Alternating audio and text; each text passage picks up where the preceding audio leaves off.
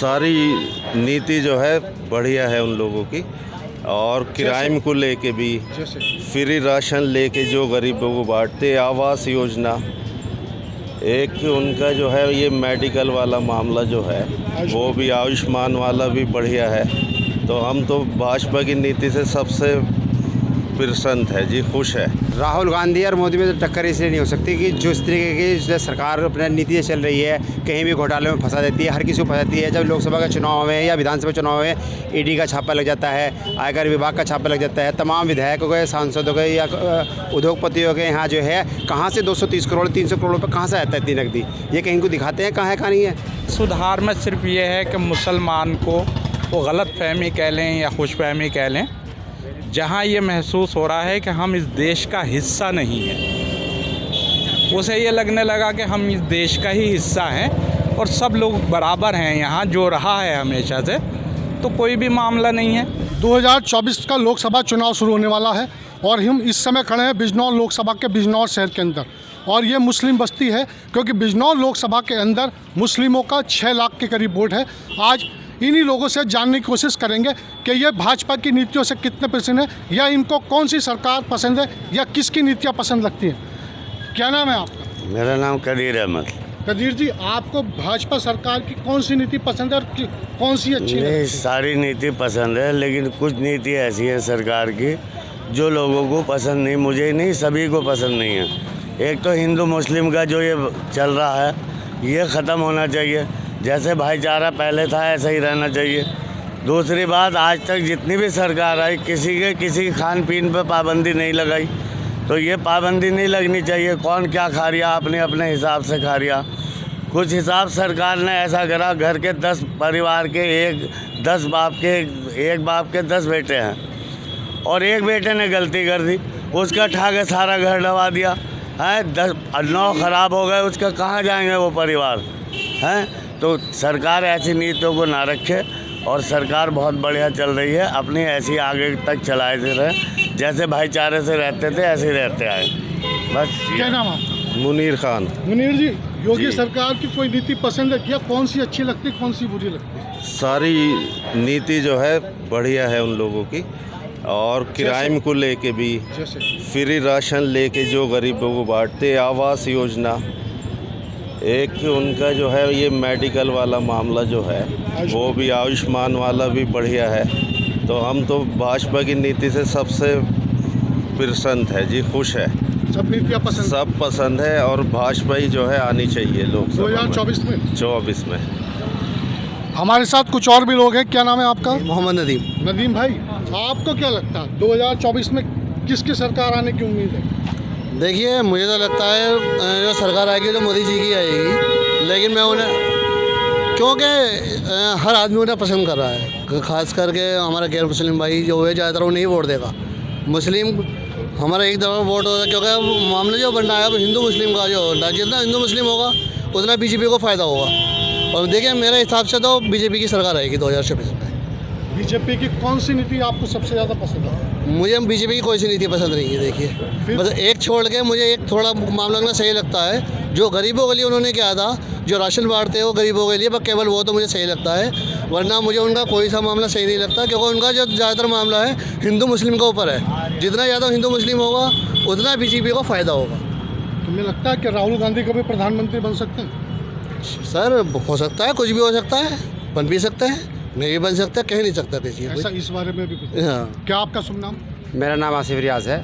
भैया, आपको क्या लगता है कि आने वाले 24 के चुनाव में राहुल गांधी और मोदी में कोई टक्कर हो सकती है, या क्या स्थिति बनेगी? राहुल गांधी और मोदी में तो टक्कर इसलिए नहीं हो सकती कि जो इस तरीके की जो सरकार अपनी नीति चल रही है, कहीं भी घोटाले में फंसा देती है, हर किसी को फंसाती है। जब लोकसभा का चुनाव में या विधानसभा चुनाव में ईडी का छापा लग जाता है, आयकर विभाग का छापा लग जाता है, तमाम विधायकों के, सांसदों के या उद्योगपतियों के यहाँ जो है कहाँ से 230 करोड़ 300 करोड़ रुपये कहाँ से आता है इतनी नकदी, ये कहीं को दिखाते हैं कहाँ है कहाँ नहीं है। बहरहाल ये है कि सरकार तो 100% जो बीजेपी की ही आवेगी, लेकिन क्या है, इनकी नीति गलत ये है कि इन्होंने जो आपसी जो भाईचारा था वो बिल्कुल ख़त्म करके डाल दिया। हिंदू मुसलमान का ट्रम्प कार्ड खेल रखा बस।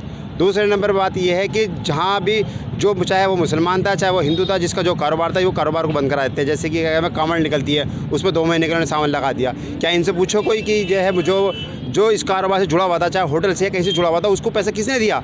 उनके घर में खाने पीने के लिए कहाँ से है? जो नौकर थे, जो रोज़ के 300-400 रुपये कमाने वाले थे, जब कारोबार बंद हो गया, ठप हो गया, तो उसके पास घर में उसका चूल्हा जलाने के लिए कोई आया? दूसरे नंबर पे महंगाई है। महंगाई बताओ कौन सी इस सरकार के अंदर 10 साल के अंदर इस सरकार ने कौन से महंगाई पे काबू करा? कुछ भी महंगाई के नाम पे कहीं से बिल्कुल सरकार बिल्कुल फेल है। हमारे साथ कुछ और लोग हैं। क्या शुभ नाम आपका? मेरा नाम नदीम है।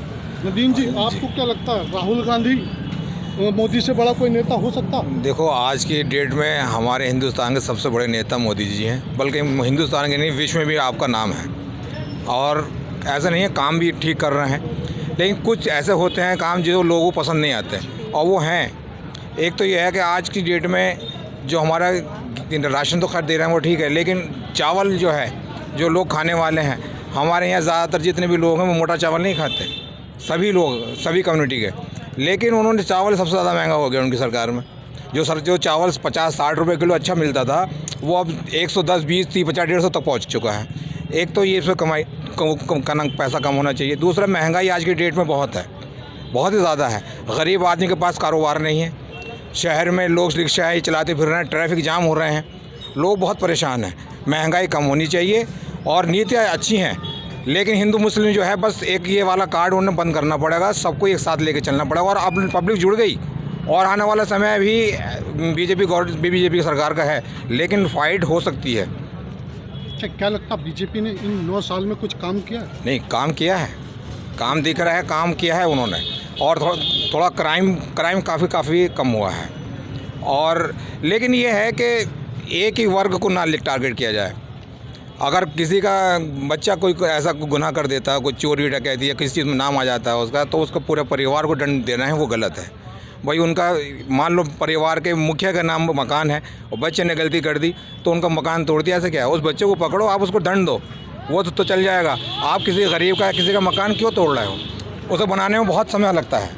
हमारे साथ कुछ और लोग भी हैं, दिखाएं। आप, क्या शुभ नाम आपका? मेरा नाम नवाज़ बिजनौरी है। नवाज बिजनौरी जी, आपको क्या लगता है कि क्या योगी सरकार की कुछ नीतियाँ पसंद आई आपको? योगी सरकार देखिए, नीतियां तो किसी भी सरकार की गलत नहीं होती। केंद्र में मोदी सरकार की, प्रदेश में योगी सरकार की, दोनों की नीतियां बहुत अच्छी हैं। लेकिन इम्पॉर्टेंट पॉइंट ये है कि जो नीतियां सरकार हमारी वहाँ हमारे मुख्यालय में बैठकर बनाती है, तो क्या ज़मीनी स्तर पर उन नीतियों को लाया जाता है? अधिकारी क्या उनका इम्प्लीमेंटेशन कर पाते हैं?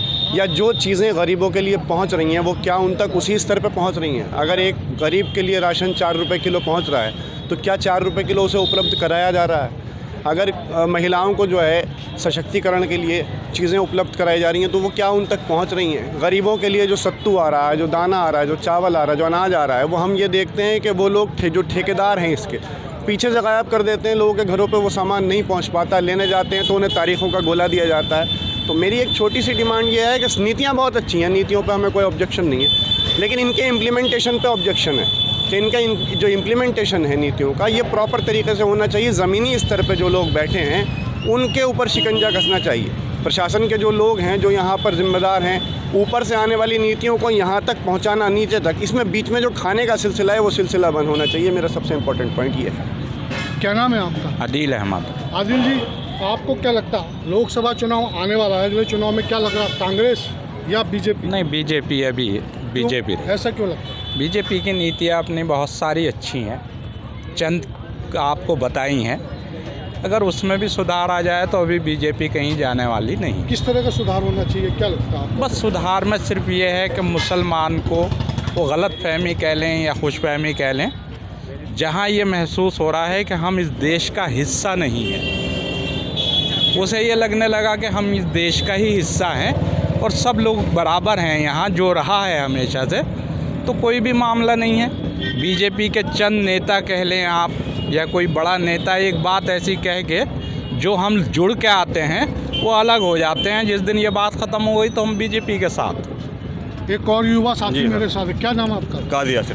सादिया, क्या लगता है आपको बीजेपी क्या नीतियाँ पसंद है, क्या पसंद नहीं आता? देखिए सर, नीति तो बहुत सारी पसंद भी हैं, एक आधी ऐसी है जो नीति मुझे बीजेपी की पसंद नहीं है। सबसे अच्छी नीति जैसे आयुष्मान कार्ड हो गया, आपका हर महीने अनाज मुफ्त हो गया, और सबसे अच्छी जो इन्होंने काम किया है बीजेपी वालों ने, जो यहाँ से गुंडागर्दी जो ख़त्म कर दी, वो सबसे अच्छी इनका मुझे काम लगा है। और सर नीति ये है कि बीजेपी में कुछ लोग ही ऐसे हैं जो बीजेपी को, मेन लोगों को, जैसे योगी जी हैं, मोदी जी हैं, जिनकी वजह से पार्टी बदनाम होती है। कुछ बड़ बोले लोग हर पार्टी में होते हैं, जैसे कांग्रेस में भी हैं, बीजेपी में हैं, जो हिंदू मुस्लिम करते हैं। अगर ये योगी जी या मोदी जी इन चीज़ों पर ध्यान दे लें तो इससे अच्छी सरकार नहीं है। सबसे अच्छा जो मुझे लगा है वो भूमाफिया, वो जो ख़त्म हुआ है ना, ऐसे गुंडागर्दी, सबसे अच्छा वो लगा है जी, अपराध। तो आपने देखा कि लोगों का कहना यह है कि उनको बीजेपी की और मोदी योगी की नीतियां तो पसंद हैं, लेकिन कुछ लोगों के बीच में इस बात को लेकर नाराज़गी है कि जो हिंदू मुस्लिम का कार्ड है वो ना खेला जाए, सबको एक समान रखा जाए। इसी बात को लेकर सबकी मंशा है। मैं संजीव शर्मा, बिजनौर, यूपी तक।